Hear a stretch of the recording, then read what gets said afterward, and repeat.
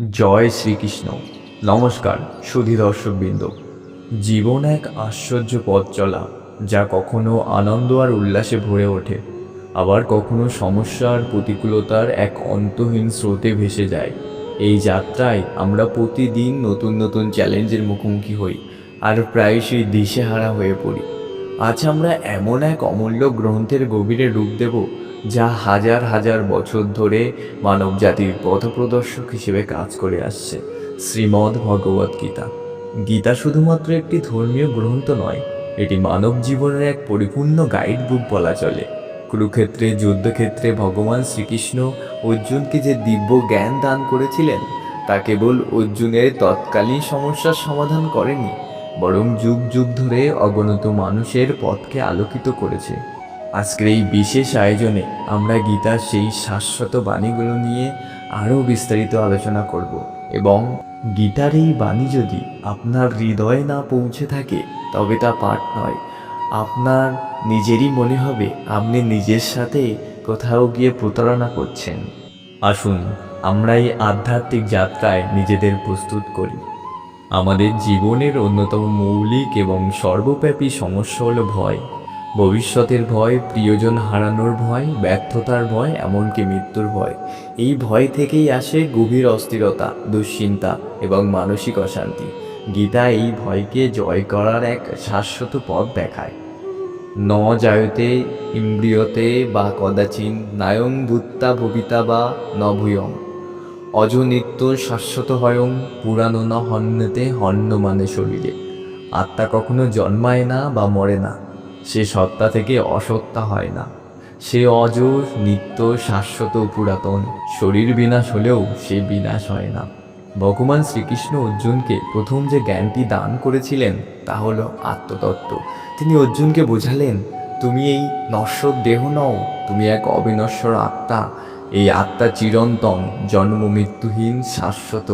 অস্ত্র তাকে কাটতে পারে না, আগুন তাকে পোড়াতে পারে না, জল তাকে ভেজাতে পারে না, বায়ু তাকে শুকাতে পারে না। যখন আমরা এই মৌলিক সত্যটি উপলব্ধি করি যে আমাদের প্রকৃত স্বরূপ হলো আত্মা, তখন আমাদের মনের গভীরে এক আমূল পরিবর্তন আসে।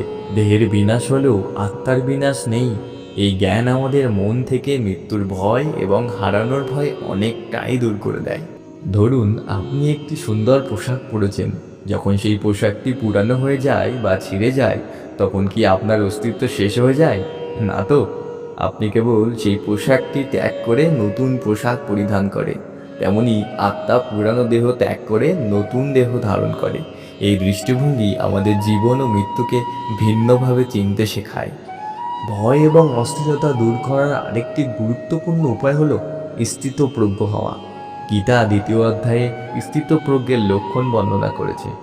দুঃখেশ্বনি দিগ্মনা সুখেশু বিগত স্পৃহ বিতরাগ ভয় ক্রোধ স্থির ধীর মুন্নচ্যুতে। যিনি দুঃখে অনুদিগ্নমনা, সুখে আকাঙ্ক্ষাহীন এবং যিনি রাগ, ভয় ও ক্রোধ থেকে মুক্ত, তিনি স্থিতধী বা স্থিতপ্রজ্ঞ মুনি। স্থিতপ্রজ্ঞ ব্যক্তি হলেন যিনি সুখ দুঃখ, লাভ ক্ষতি, জয় পরাজয়কে সমানভাবে দেখেন। তিনি পরিস্থিতির দ্বারা প্রভাবিত হন না, বরং নিজের মনকে স্থির রাখতে সক্ষম হন। এই সমত্ববোধই আমাদের ভয় এবং অস্থিরতা থেকে মুক্তি দেয়। এটি আমাদের শেখায় যে জীবনের উত্থান পতন স্বাভাবিক, এবং এগুলিকে নিরপেক্ষভাবে গ্রহণ করতে পারলেই মানসিক শান্তি বজায় থাকে। স্থিতপ্রজ্ঞ ব্যক্তি বাইরের পরিস্থিতিতে নয়, বরং নিজের ভেতরের শান্তি ও ভারসাম্যের উপর নির্ভর করেন। আমাদের জীবনের আরেকটি বড় চ্যালেঞ্জ হলো কর্মফল নিয়ে উদ্বেগ এবং আসক্তি। আমরা যে কোনো কাজ করার আগেই তার ফলাফল নিয়েই অতিরিক্ত চিন্তা করি, আর সেই আকাঙ্ক্ষা পূরণ না হলে হতাশ হই, ভেঙে পড়ি। এই মানসিকতা আমাদের কর্মের মানও নষ্ট করে দেয়। কর্মেন্নবধিকারস্তে মা ফলেষু কদাচন মা কর্মফল হেতু ভুরুমা তে সঙ্গহস্ত কর্মণি। কর্মেই তোমার অধিকার, ফলে নয়। কর্মফলের হেতু হও না, আর কর্ম না করার প্রতিও তোমার আসক্ত না হও। এই শ্লোকটি গীতার অন্যতম প্রধান এবং যুগান্তকারী শিক্ষা। ভগবান শ্রীকৃষ্ণ অর্জুনকে স্পষ্ট করে বলে দিলেন, আমাদের অধিকার কেবল কর্ম করার, তার ফল কি হবে তা নিয়ে আমাদের ভাবা উচিত নয়। এর মানে এই নয় যে আমরা ফলাফলের প্রতি উদাসীন থাকব বা দায়িত্ব জ্ঞানহীন হব, বরং এর অর্থ হলো আমরা নিজেদের 100% দিয়ে কাজটি করব, কিন্তু ফলাফলকে ঈশ্বরের হাতে বা প্রকৃতির নিয়মের উপর ছেড়ে দেব। আমাদের উচিত কেবল কর্তব্য পালনে মনোনিবেশ করা। একজন কৃষক জমিতে বীজ বপন করেন, সার দেন, জল দেন এবং পরিচর্যা করেন। তার কাজ হলো এই কর্মগুলো নিষ্ঠার সাথে পালন করা। তিনি যদি শুধু ফলনের কথা ভেবে দুশ্চিন্তা করেন, তাহলে তার কাজে ব্যাঘাত ঘটবে। ফলন নির্ভর করে মাটি, জলবায়ু, পোকামাকড় ইত্যাদি অনেক কিছুর ওপর, যা আংশিকভাবে তার নিয়ন্ত্রণে। তার কাজ হলো শুধু সঠিক কর্ম করা এবং ফলাফলের চিন্তা ত্যাগ করা। যখন আমরা ফলের প্রতি আসক্তি ত্যাগ করি, তখন আমাদের কাজের গুণগত মান বৃদ্ধি পায়, কারণ তখন আমরা কেবল কাজটি করার আনন্দ পাই। ফলের চিন্তা আমাদের কর্মের প্রতি বাধা সৃষ্টি করে। এই অনাসক্তি আমাদের কর্মের সিদ্ধি এনে দেয় এবং কর্মফলের কারণে সৃষ্ট দুঃখ থেকে রক্ষা করে। এটিই অনাসক্ত কর্মযোগ। গীতা আমাদের নিষ্কাম কর্ম করতে শেখায়, যেখানে কর্মের উদ্দেশ্য নিজের ব্যক্তিগত লাভ নয়, বরং কর্তব্য পালন এবং জগতের কল্যাণ। এই কর্মই আমাদের মুক্তি দান করে। ক্রোধ এবং অহংকার এই দুটি আবেগ আমাদের জীবনে বহু সমস্যার মূলে। ক্রোধ আমাদের বিচার বুদ্ধিকে আচ্ছন্ন করে ফেলে, আর অহংকার আমাদের সম্পর্কগুলোকে নষ্ট করে দেয় এবং আমাদের শেখার পথ রুদ্ধ করে। ক্রোধাৎ ভবতি সংমোহ, সংমোহাৎ স্মৃতিবিভ্রম, স্মৃতিভ্রংসাৎ বুদ্ধিনাশ, বুদ্ধিনাশাৎ প্রণশ্যতি। ক্রোধ থেকে মোহ হয়, মোহ থেকে স্মৃতিবিভ্রম, স্মৃতিবিভ্রম থেকে বুদ্ধিনাশ এবং বুদ্ধিনাশ থেকে সব কিছু বিনষ্ট হয়। ক্রোধ একটি অত্যন্ত তীব্র আবেগ। যখন আমরা ক্রোধের বশীভূত হই, তখন আমাদের বিচার বুদ্ধি লুপ্ত হয়। আমরা এমন কথা বলি বা এমন কাজ করি যার জন্য পরে অনুতপ্ত হতে হয়। গীতা আমাদের ইন্দ্রিয়গুলোকে নিয়ন্ত্রণ করতে শেখায়, ঠিক যেমন একজন রথী তার অশ্বদের লাগাম দিয়ে নিয়ন্ত্রণ করেন, তেমনি আমাদের মনকে ইন্দ্রিয়ের বশবর্তী হতে না দিয়ে নিজের নিয়ন্ত্রণ নিজেকেই রাখতে হবে।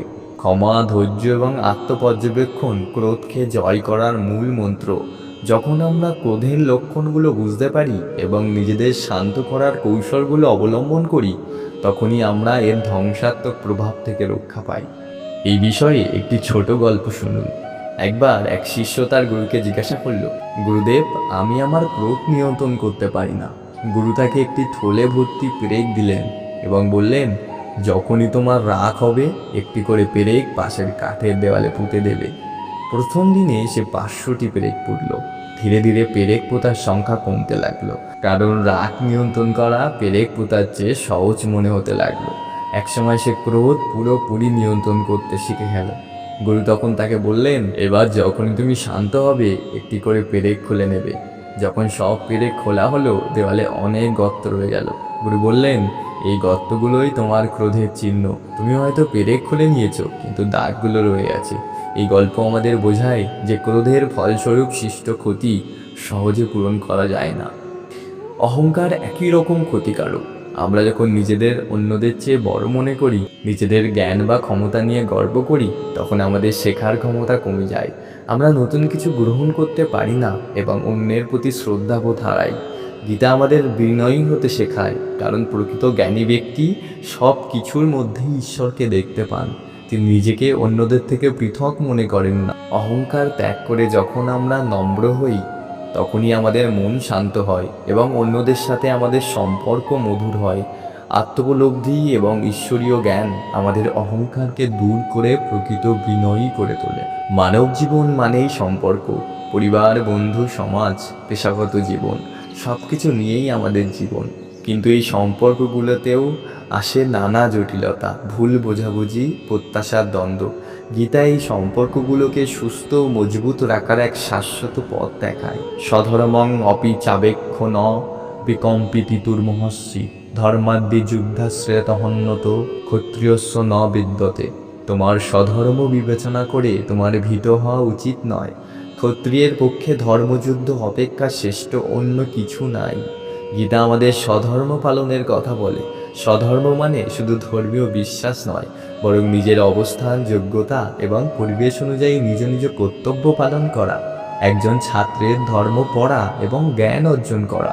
একজন পিতার ধর্ম পরিবারকে রক্ষা করা এবং সন্তানদের সঠিকভাবে মানুষ করা। একজন ডাক্তারের ধর্ম রোগীর সেবা করা। এবং একজন সৈনিকের ধর্ম দেশের সুরক্ষা নিশ্চিত করা।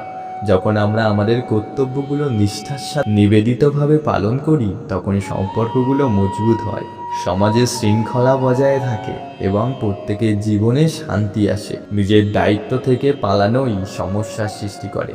একটি পরিবারের প্রতিটি সদস্য তার নিজের দায়িত্ব সঠিকভাবে পালন করে, তাহলে সেই পরিবারে শান্তি ও সম্প্রীতি বজায় থাকে। কিন্তু যদি কেউ তার দায়িত্বে অবহেলা করে, তাহলে পরিবারের সামগ্রিক ভারসাম্যে ব্যাঘাত ঘটে এবং সমস্যা দেখা যায়। গীতা আমাদের ত্যাগ এবং নিঃস্বার্থ ভালোবাসার কথা শেখায়। যখন আমরা সম্পর্কগুলোতে শুধু পাওয়ার আশা না করে দেওয়ার দিকে মনোনিবেশ করি, তখন সেই সম্পর্কগুলো দীর্ঘস্থায়ী হয় এবং প্রকৃত আনন্দ বয়ে আনে। নিঃস্বার্থ সেবাই প্রকৃত ভালোবাসার রূপ। অন্যের কল্যাণের জন্য কাজ করাই আমাদের আনন্দ দেয়।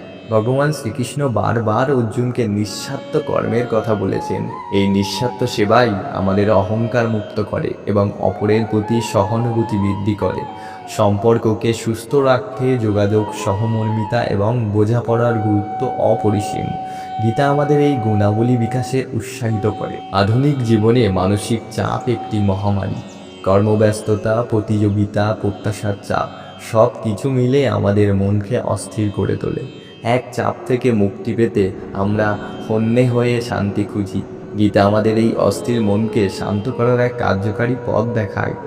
যজ্ঞস্থ কুরু কর্মাণি সঙ্গং তক্তা ধনঞ্জয় সিদ্ধ সিদ্ধ সমভূতা সমন্তং যোগ উচ্চতে।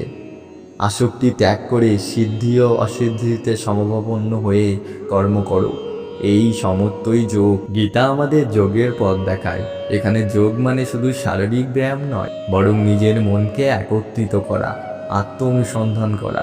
যোগ মানে হলো নিজের পরমাত্মার সাথে যুক্ত করা। এই যোগের মাধ্যমে আমরা আমাদের ভেতরের শক্তিকে অনুভব করতে পারি এবং মানসিক চাপকে কার্যকরভাবে মোকাবিলা করতে পারি। যখন আমাদের মন অস্থির থাকে, তখন আমরা সঠিক সিদ্ধান্ত নিতে পারি না। যোগ আমাদের মনকে স্থির করে, যাতে আমরা যে কোনো পরিস্থিতিতে শান্তভাবে বিশ্লেষণ করতে পারি। আরেকটি গুরুত্বপূর্ণ দিক হলো ভক্তি। ভক্তি মানে শুধু পূজা আর্চনা বা আনুষ্ঠানিকতা নয়, বরং ঈশ্বর বা কোনো উচ্চতর শক্তির প্রতি অবিচল বিশ্বাস এবং প্রেম। এই বিশ্বাস আমাদের কঠিন সময়ে শক্তি যোগায়, মনে শান্তি আনে। যখন আমরা বুঝি যে একজন পরম সত্তা আছেন, যিনি আমাদের দেখছেন এবং আমাদের মঙ্গলের জন্য কাজ করছেন, তখন আমাদের মানসিক চাপ অনেকটাই কমে যায়। ভক্তি আমাদের অহংকার দূর করে এবং আমাদের বিনয়ী করে তোলে। নিয়মিত নাম জপ, প্রার্থনা এবং ঈশ্বরের প্রতি সমর্পণের মাধ্যমে আমরা এক গভীর শান্তি অনুভব করতে পারি। গীতা আমাদের ধ্যান এবং আত্মবিশ্লেষণের মাধ্যমে নিজেদের মনকে শান্ত করতে শেখায়।